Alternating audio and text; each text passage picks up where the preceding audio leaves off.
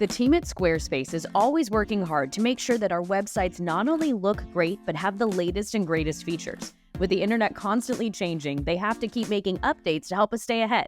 I wanted to spend this episode doing a recap of the updates that we've seen since January 2024, just in case you missed some of the awesomeness that they've rolled out. Welcome to Think Inside the Square, a podcast full of tips and tricks to help you create a Squarespace website that you're proud of. I'm your host, Becca Harpain, Squarespace expert and creator of InsideTheSquare.co. In this episode, I'm giving you a high-level overview of some amazing updates that Squarespace has made in the first half of 2024. For a transcript of this episode, along with the links to any resources, visit InsideTheSquare.co/podcast. The term Squarespace is a trademark of Squarespace Incorporated. This content is not affiliated with Squarespace Incorporated. Before we dig into this list of updates, we gotta talk about the elephant in the room, the old but still fun elephant known as 7.0. This version of Squarespace is still used by a lot of people, and not all of these updates will apply to you if you're on the older version of Squarespace. Version 7.1 was released in 2020. Yeah, that year, so you might have missed it. There was a lot going on. But that means it's about 4 years old. And in the last few years, Squarespace made the decision to focus on improving the latest version. So some of the features I'm about to talk about in this episode are not available for older sites built on version 7. If you're still on version 7 and you haven't updated your website in 4 years, let this be a sign that it's time, Squarespacer. From devices to software, tech has changed, and I honestly recommend that my own clients get a website refresh every 3 years. You don't need to redesign the whole thing, but if you're on an older version of Squarespace, I want you to strongly consider updating your site for these newer features. Okay, enough with the subtle hint that you should be on version 7.1. Let's dig into the update list. What has Squarespace changed in the first 6 months of 2024? One of the big advancements was Squarespace AI. It got a lot more powerful with the introduction of what's known as brand identity. This new feature lets Squarespace AI use the information that you provide about your brand to create content that's tailored to your brand voice and target audience. For example, you can enter a website description and the tone you want to convey, and Squarespace AI will use that information to generate content that's more consistent and in line with your brand. This can save you some time when it comes to creating the text content for your website, but as with any other AI program, I strongly recommend that you review the content created and update it so it truly is uniquely yours. In my case, I use the Squarespace AI feature to create filler text that my clients are then responsible for editing. That saves me some time in the website building process. If you watched my Squarespace Blueprint tutorial, then you caught a glimpse of this AI content generator in action. It was pretty cool. I'll be sure to link to that demo video in the show notes for this episode. Now let's move on to some updates that have to do with how you use Squarespace itself. First, I have a few navigation-related updates to cover, then some content-specific updates, and finally, exciting e-commerce-related updates. In January, Squarespace made changes to the way that we edit a website header. In fact, they revamped the whole interface. I've got a tutorial about it that I'll link in the show notes, but here's what's new. When you're going to edit your site header, you'll see two new options. On the left-hand side of the screen, you'll see that you can add elements. These include things like your social links or a call to action button. You can toggle these features on using the Elements button on the left. Once they're there in your website header, you can click on the elements in Squarespace, and that will open up their own settings and design menu so you can make changes to the content and the way it's displayed. Now, on the right-hand side of the screen is a new design option, and when you click on that, you'll see the classic layouts that we had before, but quite a few new design options built in there.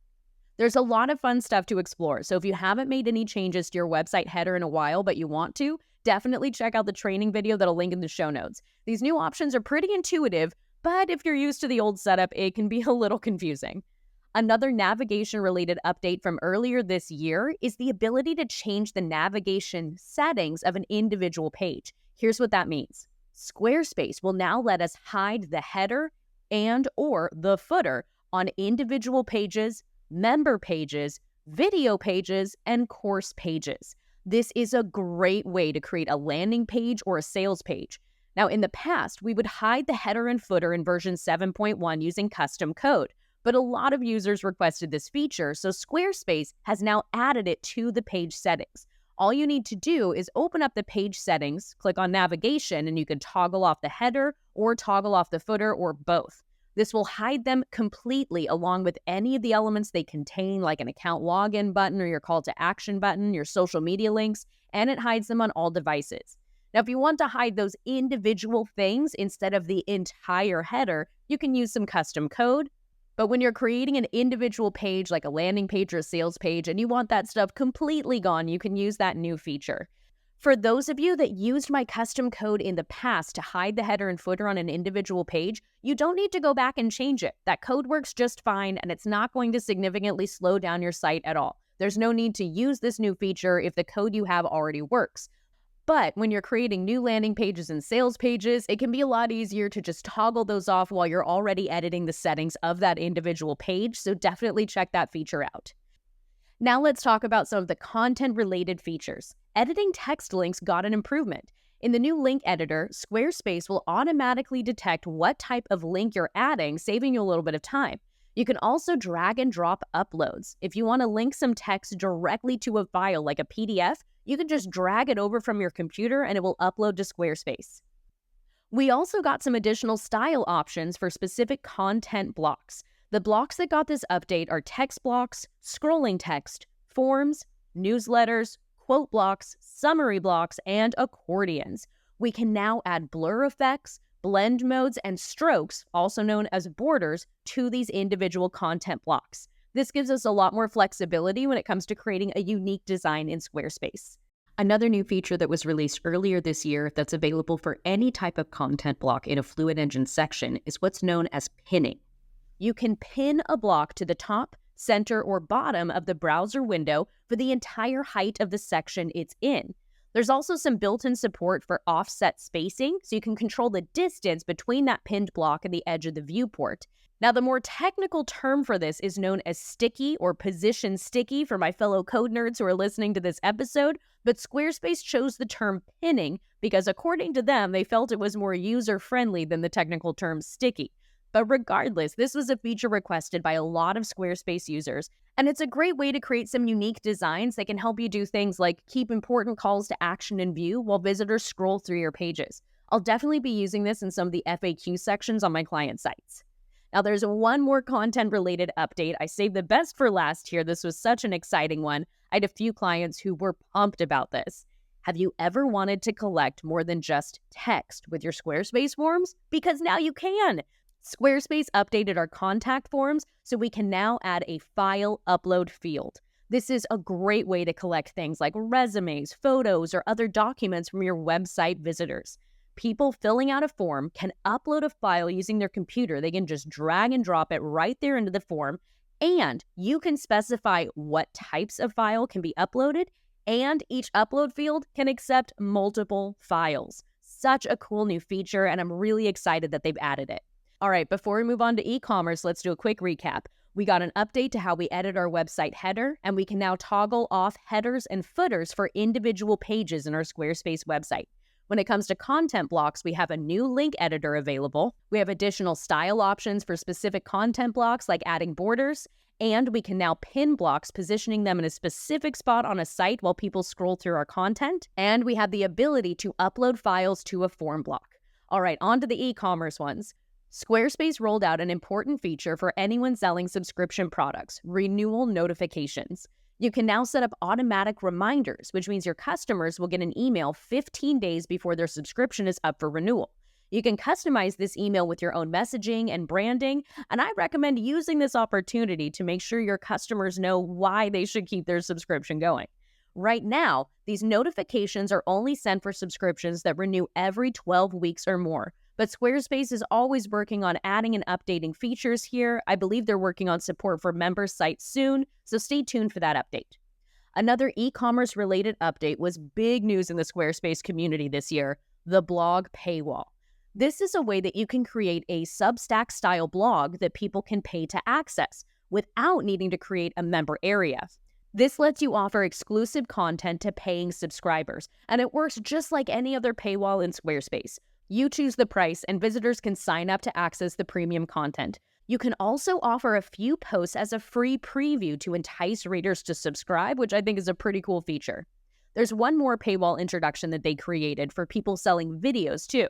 This new configuration is designed to be a little more user-friendly than a member area and help you convert more visitors into paying customers.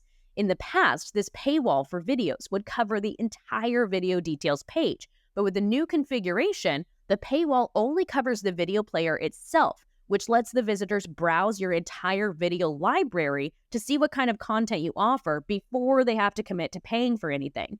This new configuration is the default now for all new video collections, and Squarespace itself recommends that you update any existing video collections to this new configuration as well. Again, it's going to block the video, but not the content, so they can scroll through the entire library to get excited about all the content they'll be able to access inside your video collection. If you don't sell products or video collections or a blog, but you do offer services, and you've used Squarespace invoicing in the past, you might have noticed that Squarespace invoicing got a big update earlier this year too. Now, everyone on Squarespace, even those using a personal plan, can create and send invoices directly from their Squarespace website.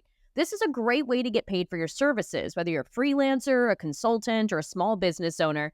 Squarespace charges credit card processing fees for every invoice sale, so there's no extra transaction fees to worry about. It's just the processing fee through Squarespace payments. I'll include more information about those processing fees inside the notes for this episode, so head on over to InsideTheSquare.co/podcast if you want more information about invoicing directly through Squarespace. Just a few weeks ago in June 2024, Squarespace made an update that e-commerce folks got excited about. We now have more control over how your product pages look on your website without needing custom code. You can now change the layout of your product description page, often referred to as a PDP. You can choose where the actual description of the product appears. Is it below the price, below the add to cart button, or even below any add-on options that you offer? You can also change the position of that add to cart button, either having it next to the quantity selector or on a separate line. These options give you more flexibility for your PDP layout, and it lets you create a product page that works best for your own unique design style. These are just a few of the great new features that Squarespace has rolled out recently. They are constantly working on new ways to make it easier for us to build a beautiful and successful website. So I think I'll be doing a review episode like this at least twice a year. Before I do a quick recap, I want to let you know that I made some updates too. I have a new training series called Squarespace Made Simple. It's a 9-video lesson course that teaches you how to create a site using the latest version of Squarespace, version 7.1. I just finished updating it to reflect all of these changes and the new menu structure, and I'm pretty proud about how it turned out.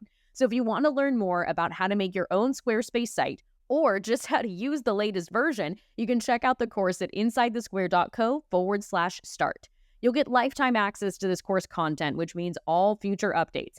And if this episode is any indication, we're going to get some updates. So I wanted to make sure that anyone who signs up has the most up-to-date info they need. So again, if you want to check it out, that's available on demand at InsideTheSquare.co/start. We covered a lot in this episode today, so let's do a recap.